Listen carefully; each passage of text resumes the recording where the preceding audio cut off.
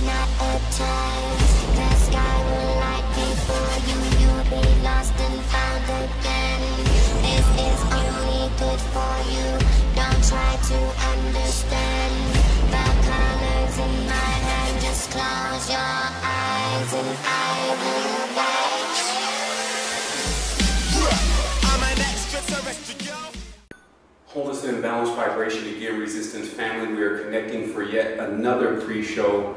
And of course, this is the prelude to the Resistance movie and what we're going to be providing. And it's about a few days before some Resistance members get down here so that we have more of the crew, people that can operate the camera, people that are going to be doing many different things, mainly Pablo, Mr. Spirit Matter, and Luis. And today I just want to give people a slight sample of the kind of knowledge that we're talking about here so that they get more acclimated to what we're going to be doing. So I'm here in front of the board, which has been a long time since me and the board got together, and I've been just meaning to get back to it. And just to keep a little mark on the time, today is Thursday, it's July the 28th, 2011. We're in the pre-screening of the Resistance movie, but I wanted to give people an idea of what we're going to be talking about in these upcoming segments. And I want people to understand that the reason why that this is all happening, the reason why this is all going on is because there's been preliminary phases, stages that have happened before your current awareness and consciousness that you don't necessarily have all the details to. And not having all those details makes it very difficult to understand where exactly you're at in reality or in actuality. And so that's kind of like the pace of today's conversation, is the difference between reality versus actuality. And reality to me is more of a repeat. As you see, reality contains the word read, which means to repeat. So when you have reality, this is what you think is going on. This is what the one part of us that we have identified, three parts: the mind, the body, and the soul.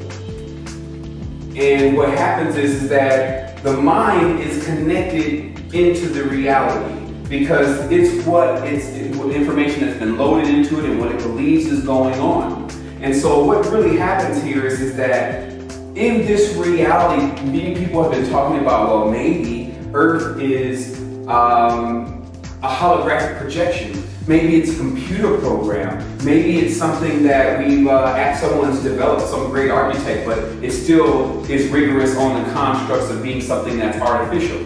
That is absolutely false. And I'm going to explain to you why that is false. Earth is an actual place and it is alive and kicking. What literally happens here is that this artificial Tron-based world that people are talking about is the world that they're being transmuted into now. And I'll explain how that happens. It's just like the indigenous says, I don't speak men very well. The indigenous say that there's a chakra that connects us to Earth. And that chakra has a cord to it, like ethereal cord, that's something like our umbilical cord that's cut from our mother.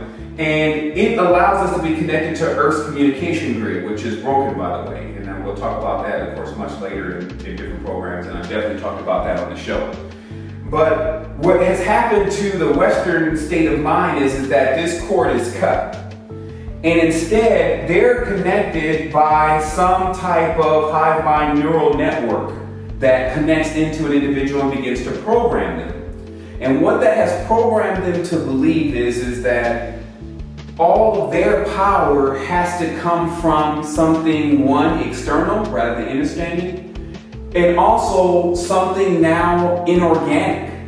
And we'll talk about this. Because what happens is that when I say I want to communicate with, and I say who I want to communicate with, in this world, this Tron-based world, a person goes and picks up the phone and they dial the number and they say, hey Todd, what's going on? How are you today? Oh, I'm doing really good. But in the actual world, when you want to communicate with someone, you link right through their mind. And this is why in this world that we're using now, where people's abilities have been turned off, that sometimes they call someone and the person's like, hey, man, I was just thinking about you, and it's funny that you called. It's because not only can you just send the signal that, hey, I'm thinking about you, but you can also send the whole message But this is all based on how powered up your system is. So what also has been going on is that I feel that there's been a breach in psychic security. And I want to put this very clear. People need to understand that our minds are very powerful things, and our psyche is a very powerful thing. And generally it remains protected. But in this time that we're living in which there's been a lot of propaganda, a lot of frequency, a lot of different things used to penetrate into our subconscious, and even by individuals who have used that to sell macaroni and cheese, this is cause where the mind has been intruded upon and left gates open and left doors open into the mind.